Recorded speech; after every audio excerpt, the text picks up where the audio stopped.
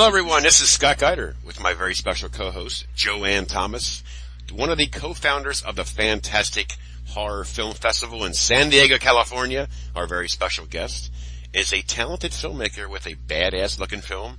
It's director Eric Blue. Eric, how the hell are you? I'm great. Thanks for having me. Scott, Joanne, pleasure. Yeah, you came across me through another Blue de Goyer, the producer of House of Good and Evil. And the actress from House of Good and Evil is also the actress in your film. So it's kind of funny how we had that intertwine. And check out the trailer. I posted the trailer on my website. Joanne saw the trailer. Honestly, this film is right up my alley. I love the woods aspect of horror because you never know what you're going to see. That's the truth. I was a big fan of Blair Witch. It's not like Blair Witch, but I've always been intrigued by horror in the woods as well. Right. So I definitely agree. All right. I saw the teaser and it was really great. But my question for you is it really gory when you get further on into the movie? There's some gore. I wouldn't call it an Evil Dead, but there is some gore for sure. I like to think that it's tastefully done gore. But yeah, there's some gore and there's a lot of really good, I call them organic scares. It's things you don't see scaring you sometimes, which for me is always the best scare. Well, I love surprises myself. And I used to go camping a lot in the woods by myself, so I can kind of get into this. It's freaky. I'll tell you, it's freaky. One of the things I did with the cast and crew, we had a mandatory camping outing, and we would make each person walk about 100 yards into the woods with a flashlight at night, turn off the light, and they'd have to sit there for 2 minutes by themselves. And it's all of us out. So it was a great little exercise in horror, real horror. Wow. Poor Rachel. I bet she peed herself. Rachel, I'm just kidding. Don't hit me. Yeah, by the way, Rachel Marie Lewis is fantastic, as is the entire cast. John Bridell, Eric Goins, R.J. Shearer, and Jason Berkey. It's an amazing cast, amazing acting. Great. You don't even know they're acting. You believe it. That's awesome. You have a short film that I noticed on your resume. You have quite a few short films, but the one that that seems to get the most notoriety is Lost Crossing in 2007. What was that like? Yeah, that was cool. That was actually based on a true story. It's about a 15-year-old girl that runs away from home and bus in a break in the middle of nowhere, and she's befriended by this woman who ends up being very mentally unstable, and she actually ends up becoming I don't want to give it away, but she ends up in a very bad situation.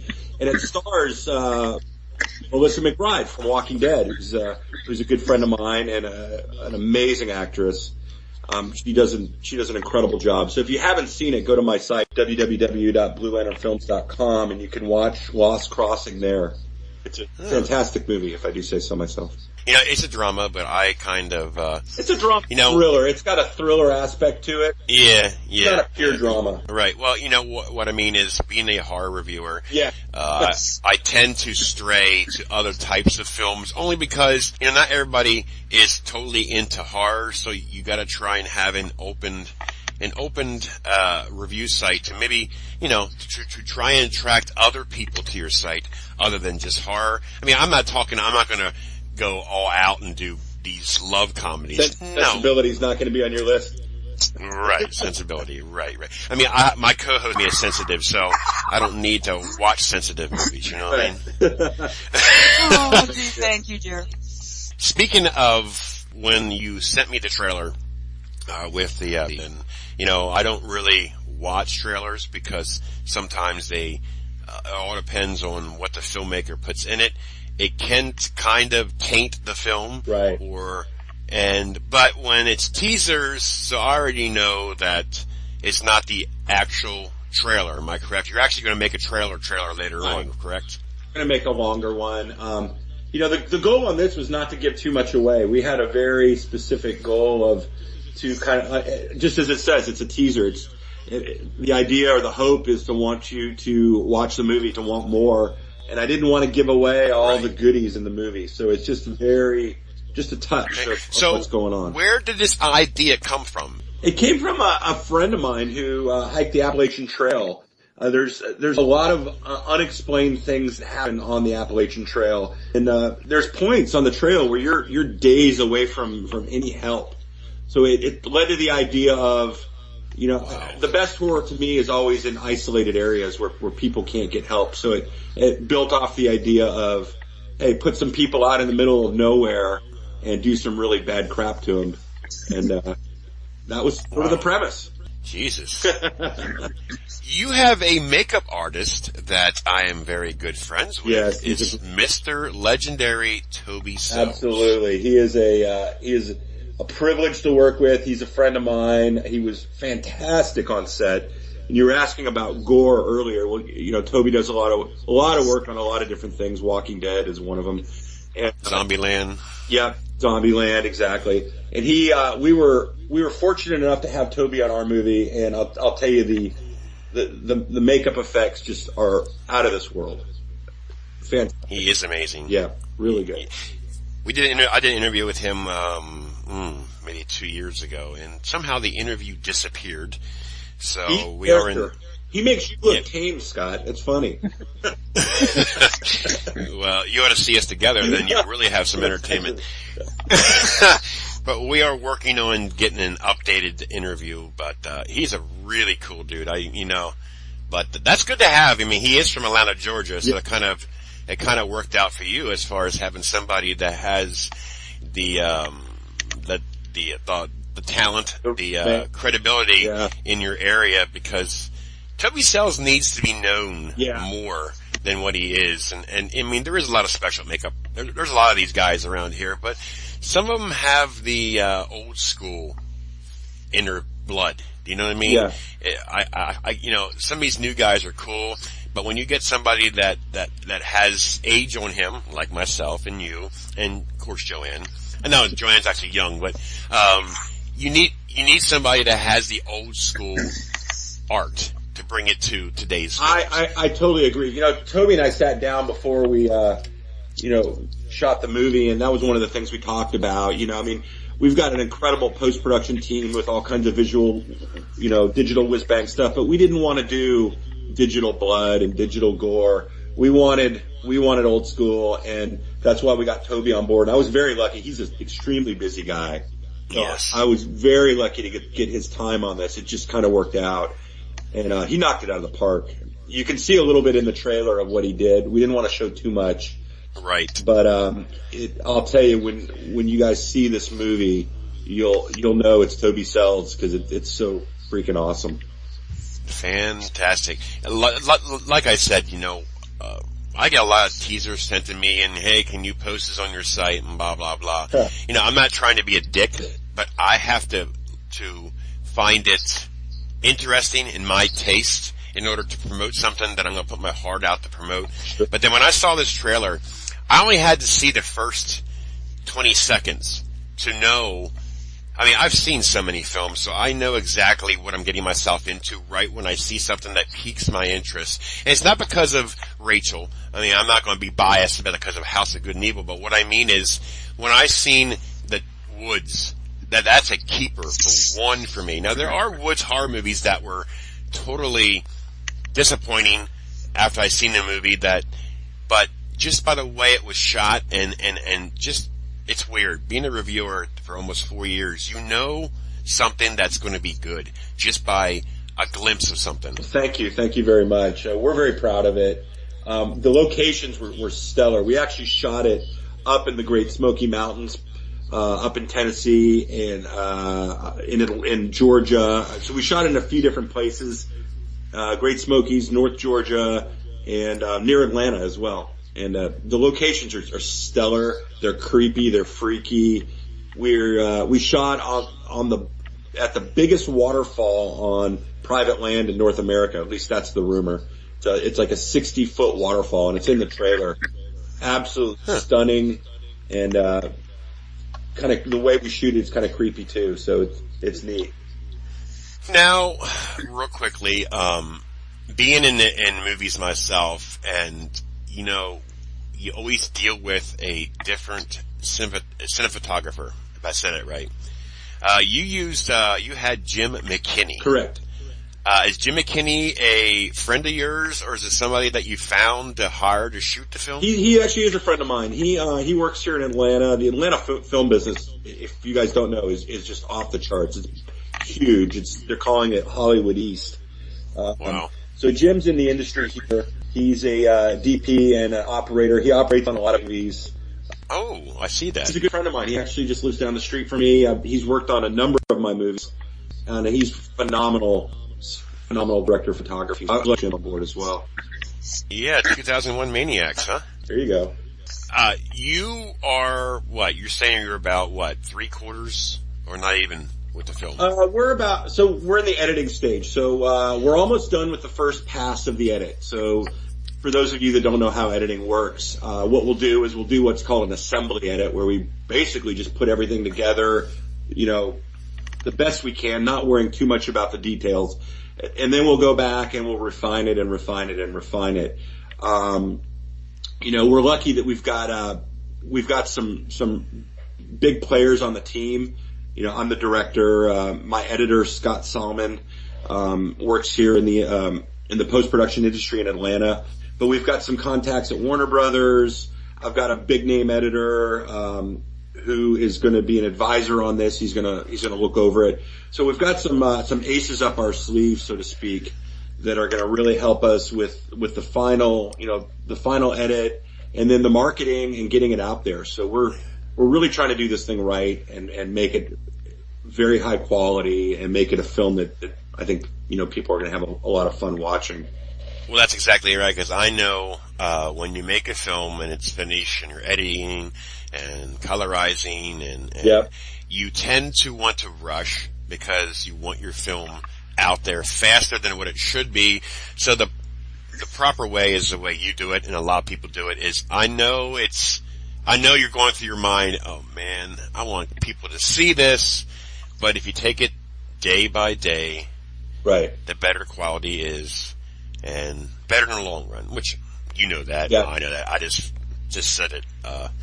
But yeah, Beacon Point really has my peak interest, and I want to give Blue de Goya a big thanks for. Yeah, Blue's been great. I'll tell you, he's been such an ally and such a generous guy. I met him through Rachel, actually. It was funny. We were casting this movie. We had our casting director was throwing out the nets all over the country, LA, New York, Atlanta, Florida, Tennessee. And Rachel, she came across the audition post. She actually reached out to me, and she was like, hey, I really want to audition for this role. The story looks awesome. It's right up my alley. She said the same thing as you, Scott. Horror in the Woods is cool. And so she really went after me. It was funny. And it's the email from her sat in my inbox probably for 2 or 3 days. Cause I was getting a lot of emails at that point. I never opened it. Finally, I was like, I better look at it. I watched her reel, and I was blown away, by her reel and by the footage from, House of Good and Evil. Mm-hmm. And then Blue reached out to me, and him and I got to talking, and he shared the film with me. And, I was a big Rachel Lewis fan after that. And we ended up casting her as the lead. Yeah, she is phenomenal. She was, she's fun to agitate. Cause I interviewed her, Blue, and David Moon all at the same time about House of Good and Evil, and she's a spunky chick. Let's put it that way. Yes, for sure. And, she's fun. Different role in this movie.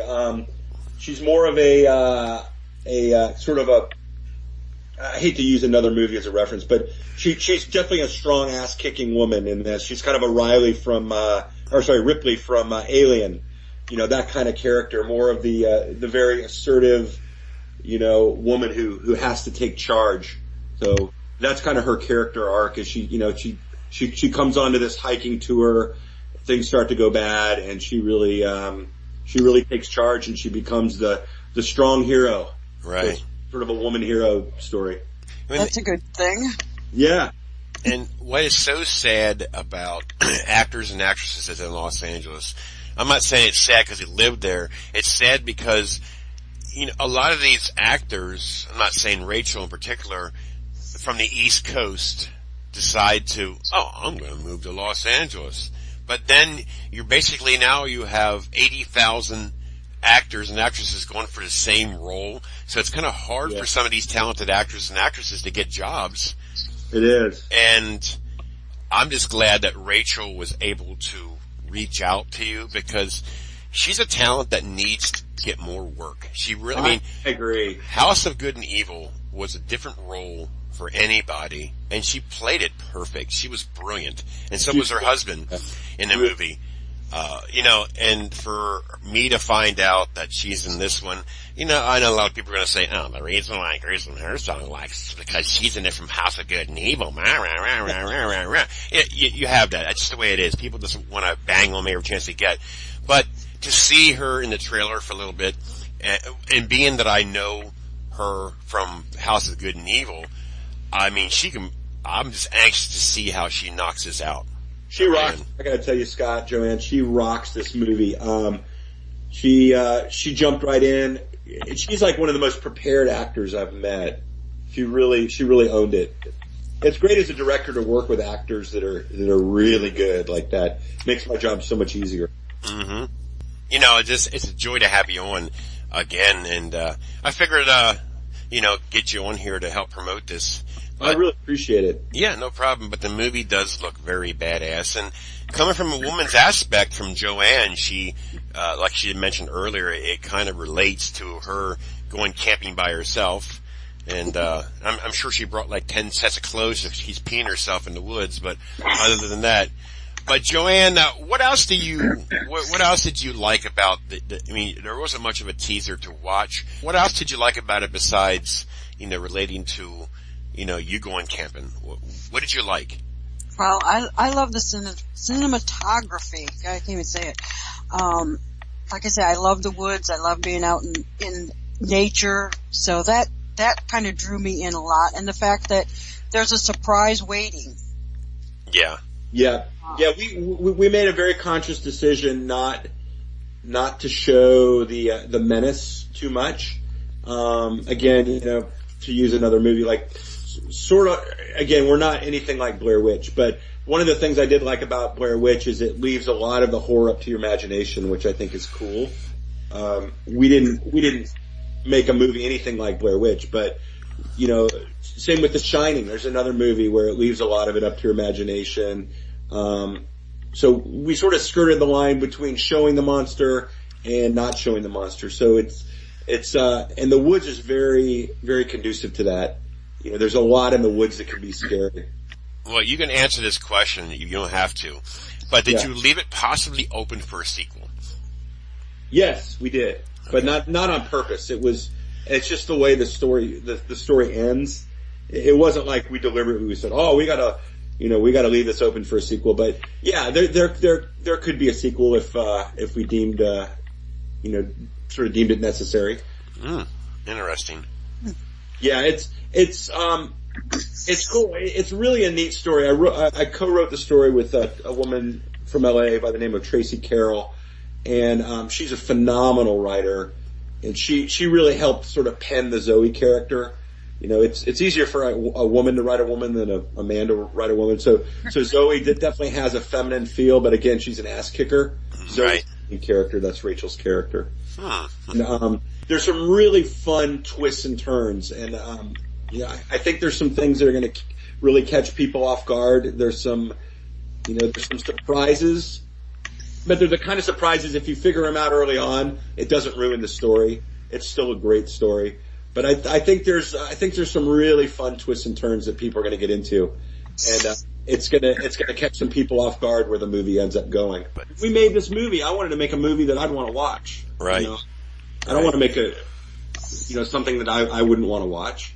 So I think the bottom line on Beacon Point is that it's fun, it's entertaining, and I think the production value and the acting, I think people are really going to get into it. Good deal. It's a real cool movie. Since I've seen this teaser trailer, I would like to find out if you are planning on submitting to our film festival this coming October. Absolutely. It's, I love festivals. I've done a ton of festivals with my shorts, and festivals are so much fun, especially the more organic, ones where it's really about the fans. So that's a big yes, Joanne. We would love to submit to your festival. That's what our festival is all about. We're a little bit different than some of the ones you may have been to, because our focus is the fans and the filmmakers, and we wanted to make it a big networking experience for everyone involved. Cool. And we also would like to invite any people who work on crews for independent horror films, so that we can get everybody together in one place for 3 days and have a big party. Well, it sounds awesome, and it's in San Diego, I take it? Yes, it is. I love San Diego, so that's an easy sell right there. And it's Halloween weekend. Awesome. So some Perfect people for a horror festival. Well, some people think we're competing with Halloween, but we think we're enhancing it. So yeah, it'll be a real fun experience for everybody that comes. Awesome. Well, thank you for sharing that. I would, I'd love to submit to that. That sounds great. We would love to have you. Yeah, it's really gonna be a cool movie. We're so excited about it. Getting the trailer out there. Again, it's a short trailer. It's like a minute and 10 seconds or something. But we didn't want to show too much, and we wanted to just kind of get a teaser out there. There's going to be a longer trailer coming here in the future, and then the movie's going to be out end of April, early May is what we're shooting for. We'll do our release and our premiere, and we've got big hopes for this thing. It's obviously we're going to try to do the Netflix, iTunes, all the streaming media, but we'd love to have some sort of theatrical release as well. So we're shooting high for this one. It's best on the big screen anyway. What can I tell you? I'm old school when it comes to that. I watch a lot of streaming stuff, but nothing beats the movie theater experience, in my opinion. They had a screening of The Shining here, which I'm a huge Kubrick fan. They had a screening of The Shining here in Atlanta on the big screen. I'd never seen it on the big screen. And it was really cool to watch it, in theater. Wow. Yep. Well, Mr. Blue, it was great to have you on here. It really is. Thank you guys. I really appreciate it. I'm honored to be on the show, and we'll be sharing more information and news with you as the movie gets closer. And hopefully you guys can come to the premiere. That would be fun. That would be in Georgia, correct? Well, we'll probably do one East Coast, probably do one West Coast. So we're going to try to do one in LA as well. I personally look forward to seeing it, whether it be in LA or Georgia or wherever. Well, you guys have been very, very generous and supportive. Thank you so much. Thanks to everybody listening. And beaconpointmovie.com or bluelanternfilms.com. Check us out. Well, Mr. Blue, Mr. Eric Blue, thanks for coming on today, buddy. Whole day, and thanks again. We'll be in touch. Nope. Take care. Take care. See you, Boo. Bye-bye.